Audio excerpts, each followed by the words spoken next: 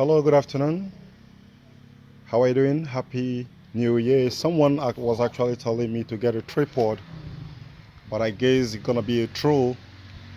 But if it's not a troll, if you're among those who are saying I should get a tripod is good. But why not try to do the super tanks? The button for the super tanks is just below this very video. Why don't you use it or join the membership? So if you want me to upgrade the way I pass the information which I pass to you, you should be bold enough and be strong enough to put your money where your mouth is.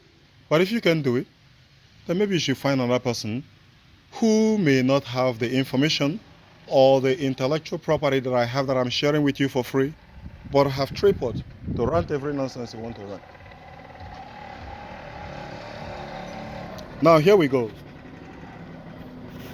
Before resetting this engine control module for this very car, I want to say it's very important to know the cons and pros. What is really the necessity? Okay, I want to brief you a little bit about the importance of resetting the ECM, electronic management system of this car.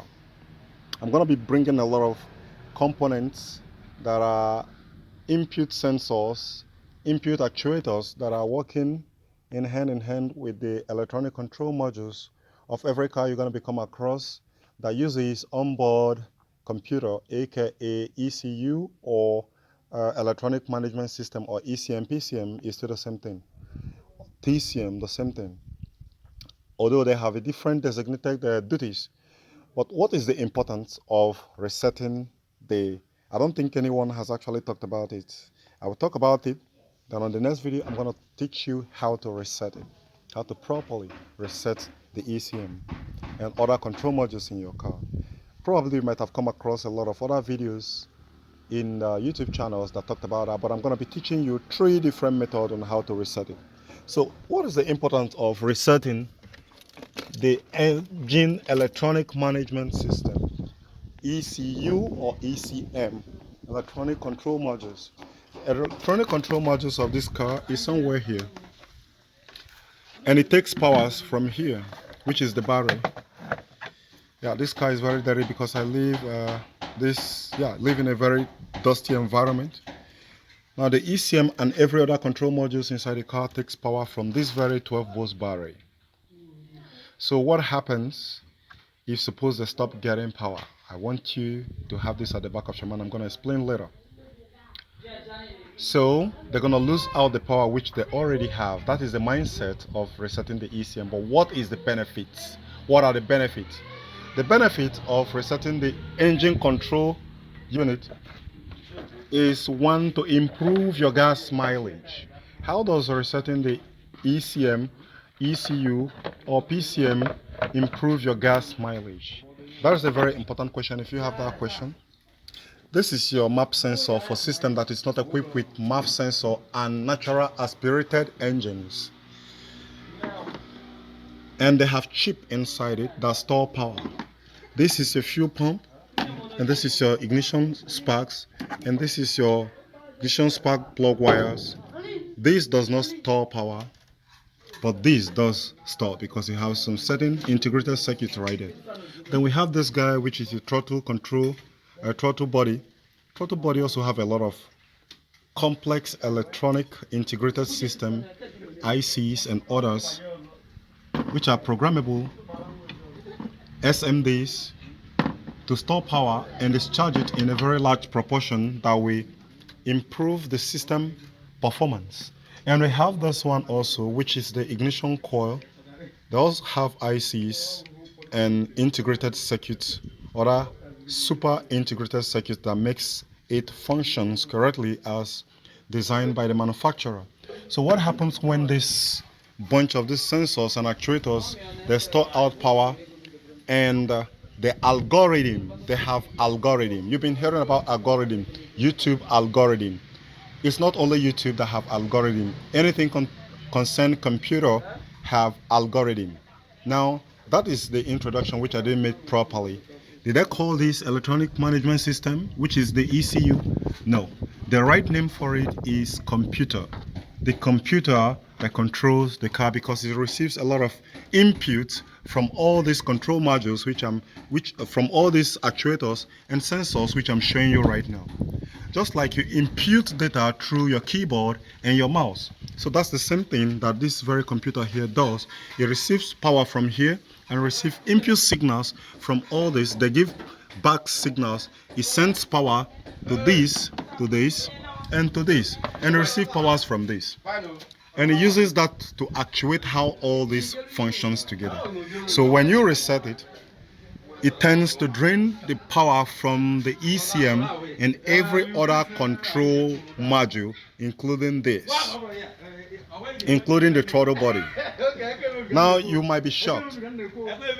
After resetting the ECM, the car started misbehaving a little bit. Let's say like a case of a Camry, Toyota Camry 2006 model, 27 model. You remove the battery and leave it for 15 good minutes or 30 minutes, and you come back to start the car later, the car starts and shut down. The car starts and stall, and the RPM drops below 1000, drop below 800. The RPM just come a little bit more down and come to 500, 400, and the next the car goes up, down more to 200. Then the car shuts down. You start it again, it pick up very poor idle like that, and it stalls and it dies. Now what happens right there? That is where you need to relearn the throttle body of that car. For most Toyotas, I've seen they have that same problem. Now there are procedures to relearn it. That is not what I'm going to teach you on this very video here. I'm teaching you the benefits why you need to reset your ECM.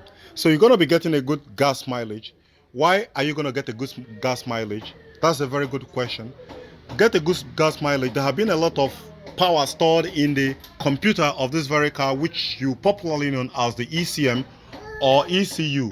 Now when those powers are stored there, there's algorithm which I talked about previously. Every computer have algorithm system, and that algorithm, I'm going to define it as your own pattern of flow, your own pattern of request, your own pattern of input values. If you have learned about computer programming using Python, Java, or whichever newer programming language.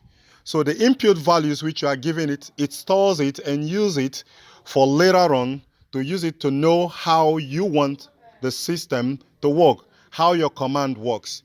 And it receives those input values also from your throttle and your brake and all that.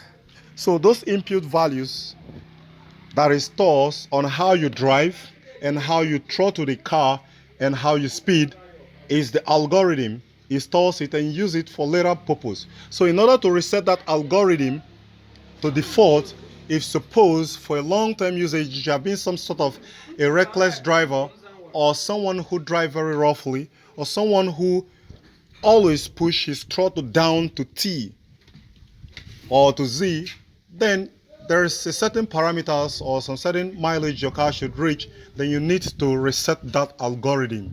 Because when it stores it like that, the ECM or the computer is actually expecting you to drive that aggressively all the time.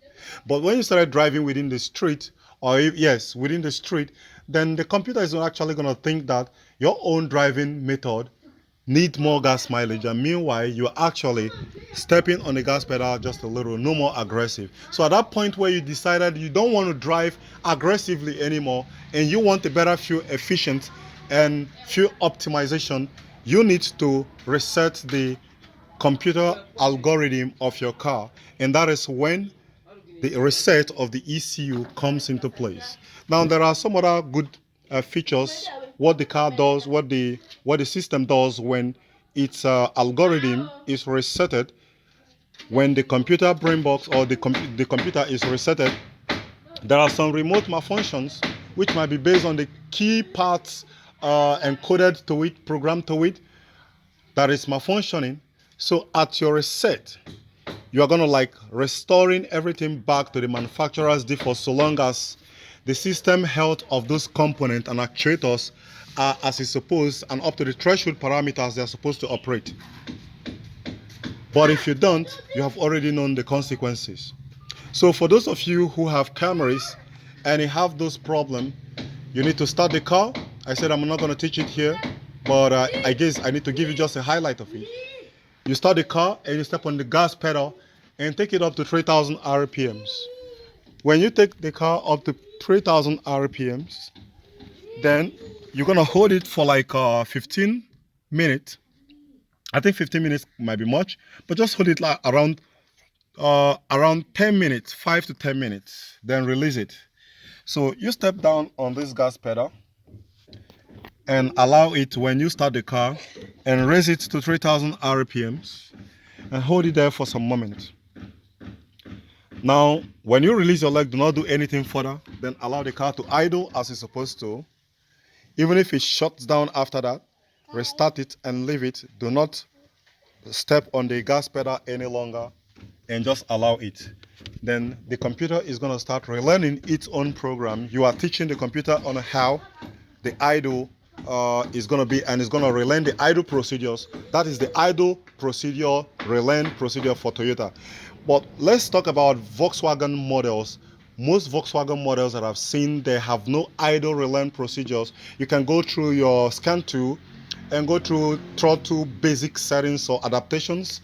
If you are using VAC, that's going to be very much direct or OBD11.